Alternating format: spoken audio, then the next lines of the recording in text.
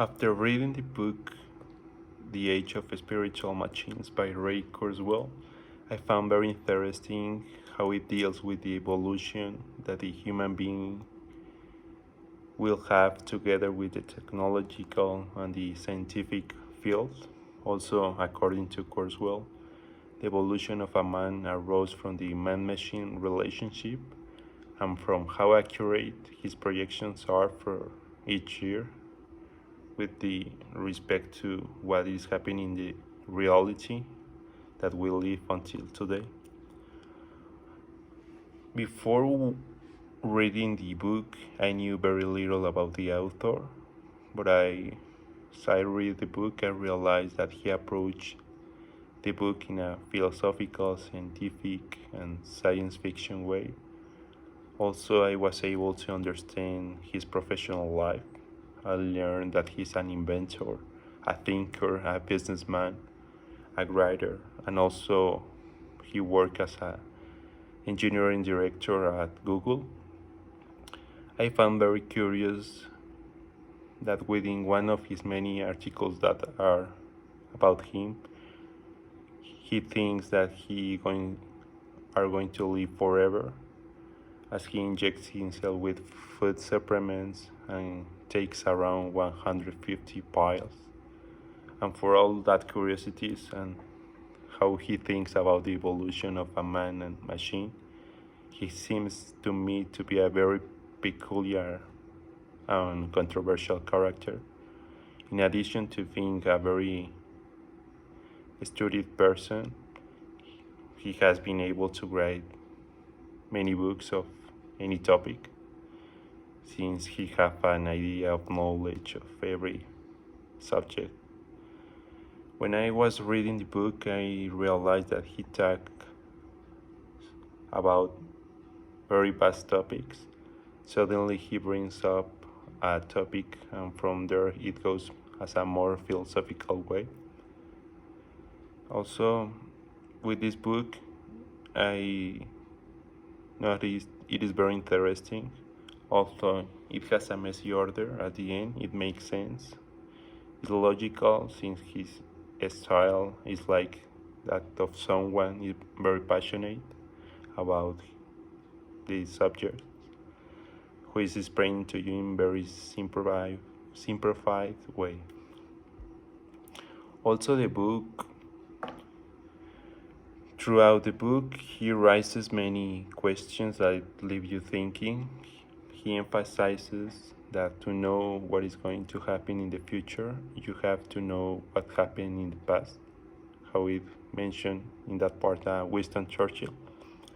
Throughout the first part of the book, he hints at the theory of evolution in a philosophical way. Also, he talks about the Muir law, also about the Einstein theory of reliability that focuses on time, because it talks about the law of Gauss that makes time slower and the law of accelerated times.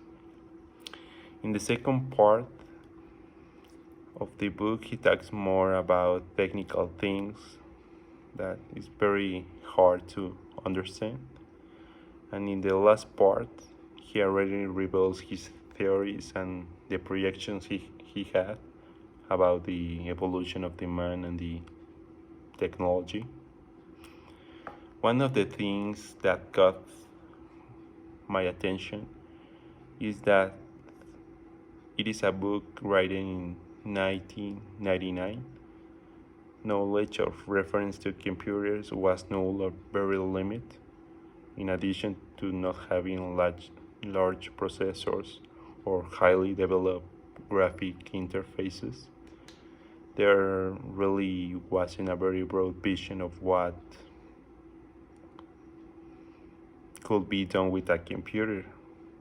It's very impressive also all the whole idea that the author, Kurzweil, has of the future. He talks about how computers have evolved exponentially. For example, one example he he brings is that the best chess player that no one could beat him until the computer could beat him is very interesting because he knows about the projection of the technology, in this case of the computer. Another analogy that he raises is the law of accelerated returns that speaks of how in an exponential function this tends to rise until it stagnates, and that is what happened with the human in its evolution. While the technological era, it evolves endlessly. Another aspect that I highly highlight during the reading is that we are creating versions of the technology, and from the time to time we are improving it, creating the 2.0 version, the 3.0 version, until we reach a version that will improve itself. It is also said that if they put the machines to read all our books, they will be able to make recommendations according to our preferences, whereas we saw in the investment class, they will give recommendations based on all the information they can absorb. So for that part, if the technology manages to learn from the behavior of the humans and be able to imitate the neural system throughout its technology, then obviously we'll reach the point where humans are going to be almost useless, when technology will no longer need us. So it is very interesting part that mentioned the author in this book. Also, another question that was very interesting for myself is that it is asked that is whether they have intelligence, the technology, the machines. Well, they say that intelligence is optimizing available resources, including time, but it is not maximizing it. It is precisely on this phenomenon that investment programs are based on a matrix, how it is said in mathematics, called an optimization model that consists of mathematical models based on algorithms that optimizes all resources with certain restrictions. It is more technical in knowledge, but very interesting also. Another part, well, when I read everything, I realized that is what is called automating learning, which what will make possible the digital neural network, where it is very difficult for technology to explain how to make a decision as we do, since sometimes we don't know why do we make those decisions. Then here comes two questions. One, how do you create an optimal learning environment for machines? And the second one, well, let's say that it was the same in the part of optimization models that tells you that basically you don't program a response as it is. You simply give a certain restriction that it has to comply with. The mathematical model as it is optimizing, but well, you never give us a solution as it is. So it is something that gives you a lot to talk about. Something that also impressed me was that of the doctors, who basically migrate all the information that doctors have through all the knowledge they acquire during their studies to a machine, putting the machine as if it were a doctor. For example, if such a crime presents such symptoms, they normally detect a disease, and so it went to, with each one of them, then imagine migrating all that database to a robot, and that it can recommendation to the patients, like what they did. And in many cases, it was equal or better than doctors' diagnostics. So it is very interesting how it will reach the time where the machines, the robots, will do better than us. Well, maybe you realize that every process, something will always fail because there is a human factor. If there really were not the human factor, there will be no reason for the processes to fail. However, the human is going to add this spark of hunches that at the end a machine cannot do. Also, the author mentioned that if it can be achieved by duplicating the human beings throughout nanotechnology and creating at the cellular atomic level and being able to replicate a human being in the full extension of the word, with the brain, with his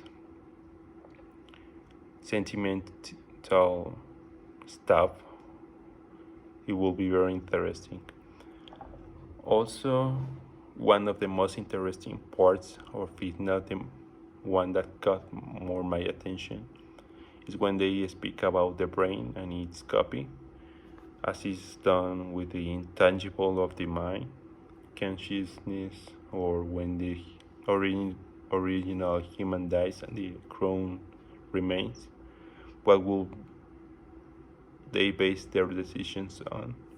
The same thing tells you that technology at the time will have free will, but when that happens to the intangibles, it will be very difficult to think that they can pass your whole mind to you, just as in a USB they pass it to another clone.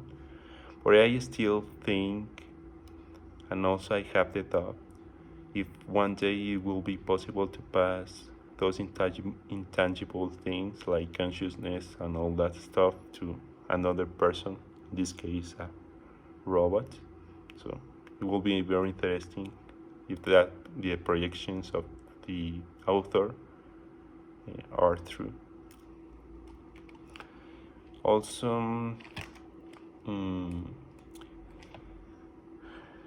another question, how it is related to with my field.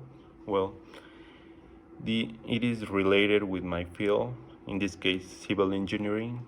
It is closely related, since all the process from the planning to executions of our work, of any house, are carried out by highly advanced software that allows you to design in 5D and be able to see your project in a tangible form without having to wait for its construction.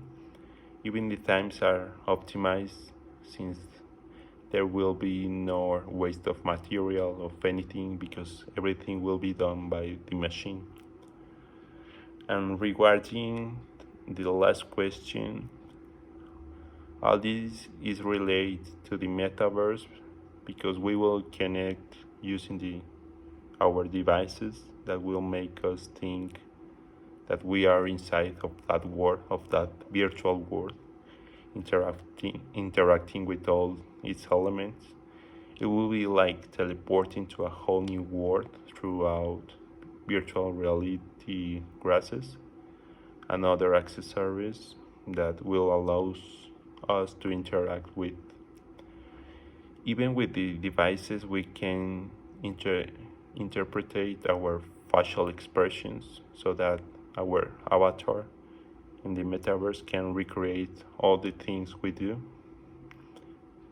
And also with the rest of the people, they will know our expressions, how we are interacting with the other persons, and also how we feel. And common body language is also part of these virtual interactions.